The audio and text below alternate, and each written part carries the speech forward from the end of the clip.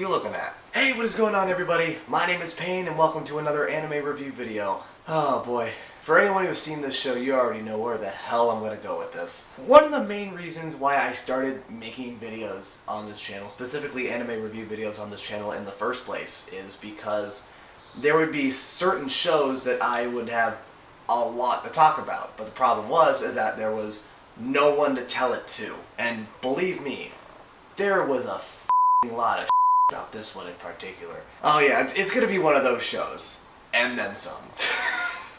This show is a sexually curious middle schooler's dream. It's one of those shows where no one would believe you if you said you watched this one for the plot, which, if you think about it, is about 99.9% of the shows anyway, but that's not the point. At the surface, this just looks like an obnoxious show that is just made to get a reaction out of people, but after some research, I discovered that it's actually a comedic attempt at a serious problem that's not only going on in Japan, but also around the world as well. So what the are we doing just sitting here? Let's get right into the review. Here is the one, the only... Shimoneta. Shimoneta, also known as Shimoneta, a boring world where the concept of dirty jokes doesn't exist, yes, that is the actual name, is a action, comedy, dystopian, and romance anime directed by Youhei Suzuki and was made by the studio JC Staff. It aired in the summer of 2015 and consisted of 12 episodes. It started off as a light novel series written by Hirotaka Akagi that produced 11 volumes from 2012 to 2016, and I swear to God and everything holy, that is the actual picture of the first light volume. It just goes to show what we're gonna dive into in this video. Awesome. After that, Akagi also wrote a manga that was based off of the light novels that produced 4 volumes from 2014 to 2016, so he is officially done with the project. There's no more light novels or manga written on that department. So the story is set in a dystopian future 16 years after the Japanese government passed what is known as the Law for Public Order and Morals in Healthy Child Raising, allowing the government to crack down on any perceived immoral activity, from using risque language to distributing lewd materials across the country, to the point where all the citizens were forced to wear high-tech devices on their necks, known as peacemakers, or PM for short, at all times, that analyzes every word they say and every hand gesture they do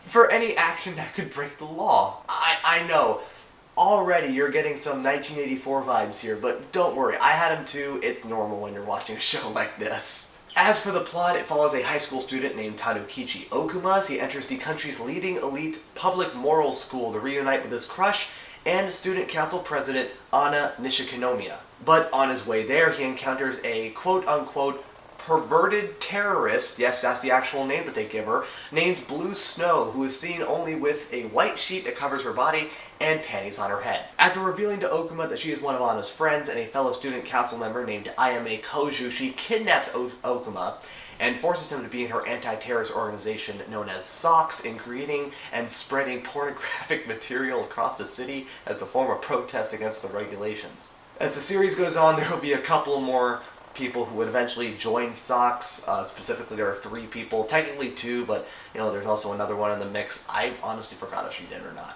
but I'm still going to mention her anyway. That person is Hyoka, who is one of Okuma's classmates and like a science prodigy who is obsessed with finding out where babies come from, because there's no reliable source anywhere that says really how it happens.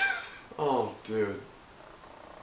Oh my god. There is Otome, who is a artistic prodigy who originally was against SOX after seeing Ayame change from Blue Snow and was ready to turn everyone who was in the organization in, because they've been terrorizing the area for a while. But after Ayame teaches her what sex is, she later joins the group in order to learn how to draw explicit artwork. But get this, because the PM she wears detects any lewd movements that her hands make, she instead taught herself to draw by holding the pencil in her mouth to avoid her PM sensors. In other words, she would be holding the, I forgot what it was called, basically like the art, basically would be holding the piece of paper and she would be like moving her mouth, because apparently that's how good of an artistic prodigy she is. Oh god. And finally, there is Kosudi, who was originally a fangirl of Socks, a huge fan who carried multiple weapons with her and used tactics that she learned from romantic and shoujo manga to manipulate people, even her allies. At first, she became upset at Socks because they weren't being aggressive enough with their tactics. They weren't going forward with their goal all the time. And she later went to a rival anti-terrorist organization with the assumption that the leader was more dramatic with his approach against the Japanese authorities. But she later went back to Socks after finding out that the group was nothing more than an elaborate cover for the leader to pursue his underwear fetish. What has my life come to that I'm reviewing this show? It was... Come to think of it, this was one of the many shows that I wanted to review and inspired me to make this channel, so I can't really complain that much. And if you think that's the worst thing in the show, well, you're wrong. The worst part of this entire show, and the most infamous part of this show, occurs at around episode 4, when Okuma and his crush Anna accidentally kiss, turning Anna from this sweet, innocent girl into a full-fledged yandere. Like, completely chaotic, completely psychotic. And the problem is that due to her lack of knowledge when it comes to sex and love, she always shows her love to Okuma in the most extreme ways possible. In other words, every time she sees him, her sexual drive goes from 0 to 100 with no stopping points. Some examples include, but unfortunately not limited to, pursuing him relentlessly and attempting to rape him, yes, you heard that right, endangering Kosudi and Ayame when she sees him with Okuma, and making Okuma eat her love nectar, if you get my drift, while simultaneously trying to obtain his. Oh god. This show's something else, dude. The biggest part of this show is easily the underlying message that the show is very clearly trying to send. After all, in a nutshell, the entire story is essentially about fighting against the government's violation of freedom of speech and getting rid of all forms of censorship throughout society. It doesn't exactly take a genius to figure out what the author is trying to say with that. I'm pretty sure most people who watch anime on a regular basis, especially the people I know, are very familiar with just how severe the censorship can be for it. Whether it's about gore, sexual themes, or really anything else, there's always tons of things that have to be left out. Not only does this hinder the authors' and illustrators' ability to express themselves properly, but it can also severely neuter the experience for the viewers. And really, in this day and age, even a kid can access essentially anything via the internet. So it's not like you're actually protecting anyone from graphical content by blocking it out anyway. And not to mention that if someone didn't want to see that kind of stuff, they wouldn't be watching the anime in question in the first place, censored or not. Again, that's about 99.9% of the shows out there, so you don't really got that many choices. Another underlying message that is portrayed in the show is that it takes a humorous spin towards a big problem that is not only spreading in Japan, but around the world as well. And is that for the last few years, Japan has been facing a huge popularity crisis with low birth rates and a crisis in relationships among young adults. The problem even got so bad that Japanese government ministers have come out and said that the country should accept more migrants and refugees from other countries as a way to ensure a healthy state of demography in Japan. And what makes this show a very clever satirical comedy is that it gives viewers a perspective about what will happen to humanity when this gets out of hand, specifically to viewers in Japan. And by answering that, they believe that it'll get people back to doing what they do best. Fall in love with reckless abandon and make jokes about it. Shimoneta feels a lot like something that was made by an author who had gotten fed up with the current system and who decided to write the story because he was annoyed by it. Whether or not that's actually the case, I don't know, but the fact that there's a lot of political messages in this story is clearly undeniable. There's even a story going around since the popularity of the show peaked regarding the creator Hirotaka Akagi, and how apparently he made up the idea for Shimoneta while he was drunk one night, and although if it's really true that the author came up with the idea, or not, then that only makes the whole thing more peculiar and fascinating by itself. Apart from the concept of the show, the comedy, and the messages that they're trying to put out there, almost everything else seemed either very corny or very uncomfortable to watch. If you take out some of the dialogue that these characters were given, there could be a few people, specifically Ayame, I'm going to single her out in particular, in that, in my opinion, would be more watchable, but instead, we saw people like Ayame not go one sentence without swearing just for the hell of it. But instead, lewd and cheesy dialogue aside, this show, unfortunately, has no character development whatsoever from anyone. And it was just very unfortunate because the writing does not help them get development at all. The plot, in some cases, is a little spotty. It had no connected ideas as it touched on different topics at random times throughout the show.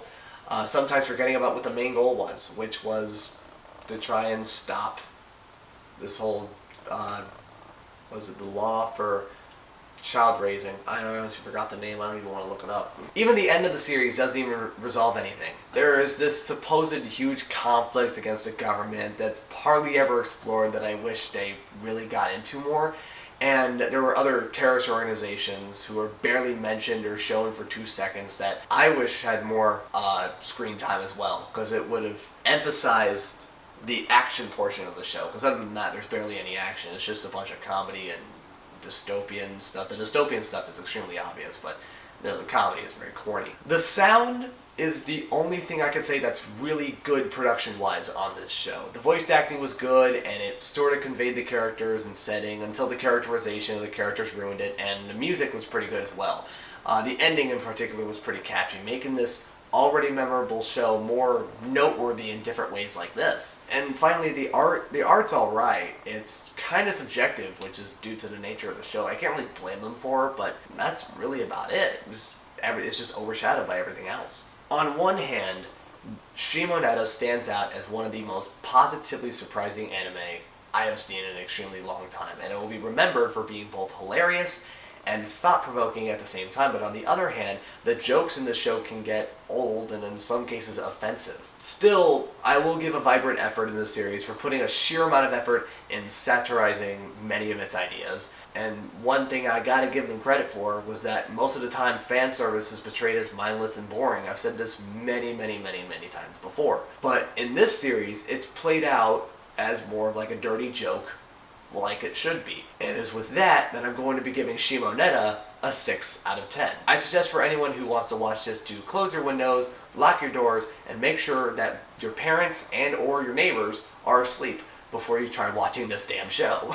Thank you guys for watching my Shimoneta review video. If you like this video, hit the like button down below. If you want to see more videos, hit the subscribe button on the screen or down below. Or you can go down to my channel if you want to see more anime review videos as well. Also, if you have any suggestions for any shows that I can review in the future, leave them down in the comments below. Like I said before, anything goes when it comes to shows that you can suggest down below. And once again, guys, my name is Payne, and I'll see you in the next anime review video.